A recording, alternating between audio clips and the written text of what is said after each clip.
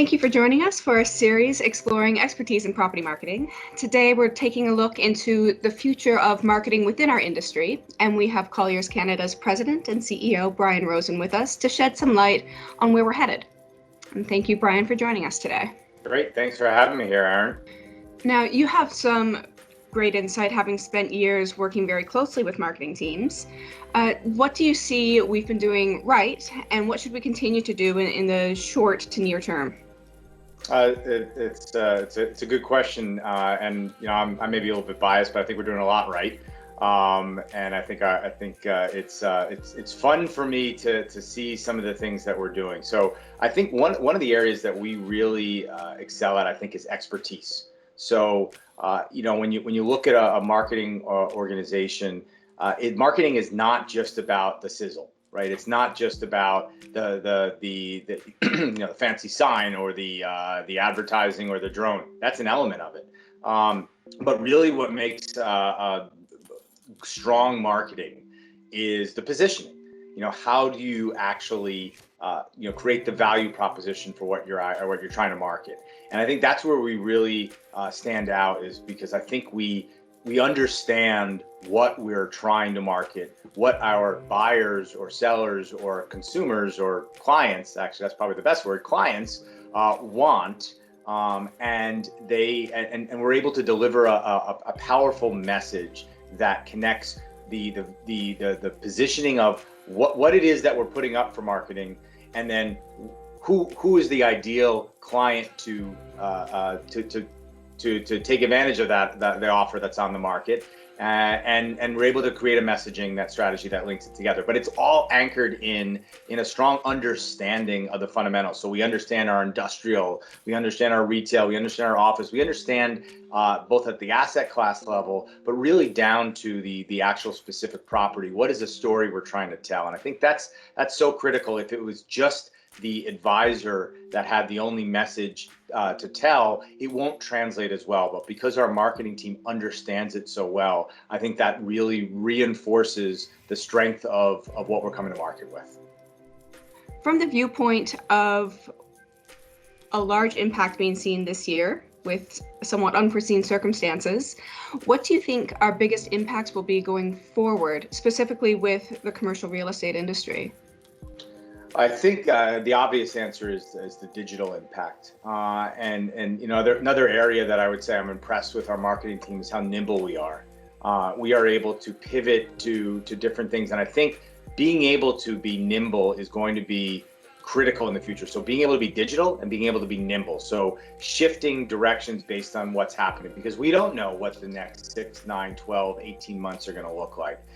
Is the world going to revert back to sort of the old state in 18 months, when once we hopefully can come up with some type of treatment or vaccine? Maybe. Will we be in a new environment where offices take the office space is more scarce, or it's utilized to a lower amount by companies?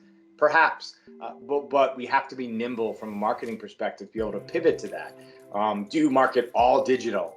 Maybe. Do you market partially digital? Maybe. So I think that being able to be nimble is critical. But I do think, taking a stance, it will be more digital in the future. And I'm not a rocket scientist by saying that. I'm not prognosticating this. Wow, what an insight, CEO of Colliers. The world's going to be more digital. You really deserve to be in your job. But I think commercial real estate is slower to adapt than other industries, and this forced our hand. So we've been winning and competing on virtual pitches for the last several months, and I think that's going to continue to increase. Will the world of the sign on the side of the road, will that change? I think that will. Will it go away? No. But will that adjust? I think so. I think people are getting more and more comfortable with the concept of doing their homework online or digital, and more options are going to be able to be presented to them for that. It's how people buy cars. It's how people do a whole bunch of things now. They do all their homework online first, and then they come in at the end of the day. So from a property marketing perspective, I certainly see a digital move, and I certainly see being nimble being critical. Could not agree more. So building on that, then how are we continuing to innovate as Colliers, as a company? What are we doing to push forward and embrace that digital culture? So I see it in both a willingness to embrace new technologies.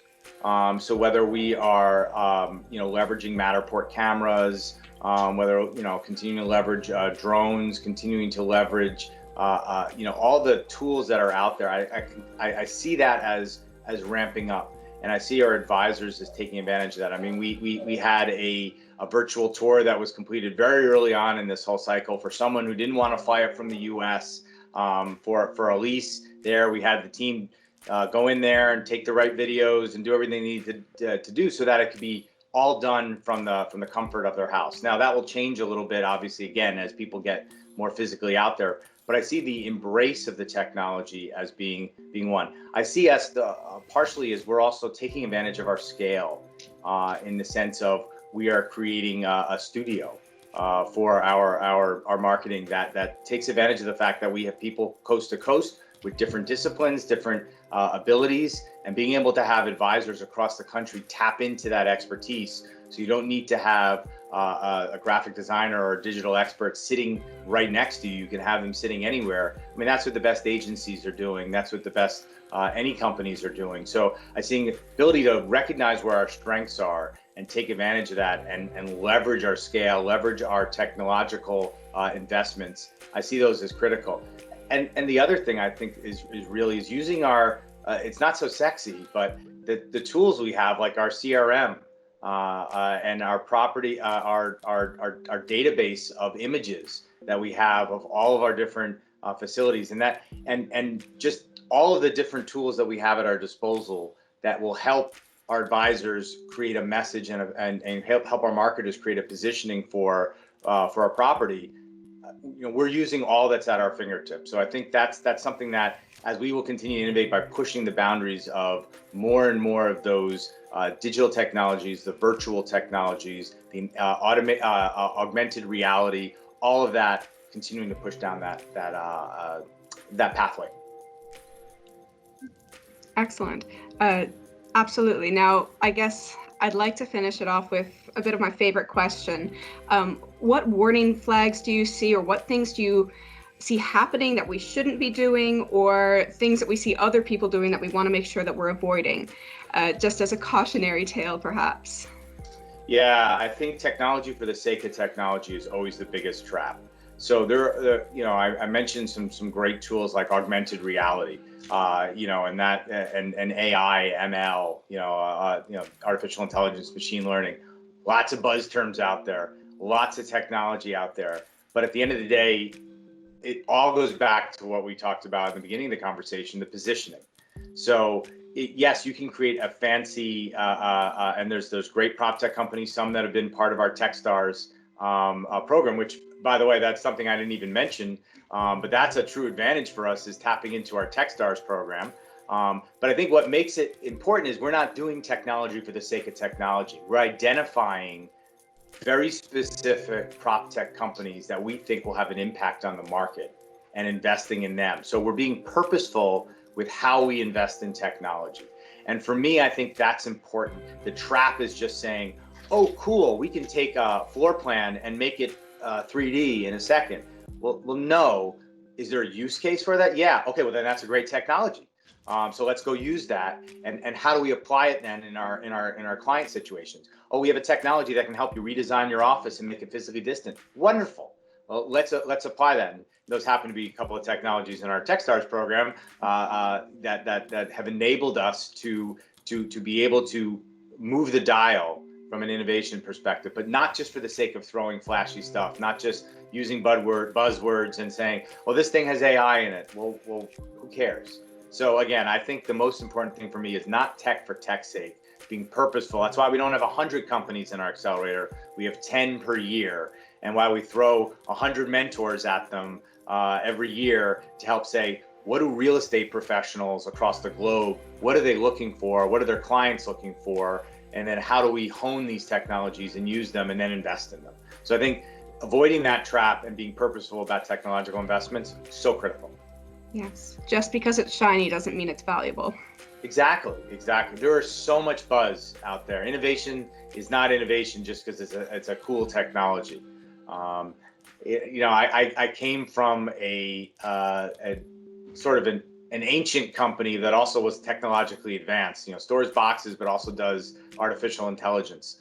And it was very easy to slide down that path of selling the buzz. And when it worked was when we were selling a true positioning of why this helps a client. So when we apply our technologies, how does this help an advisor market a property?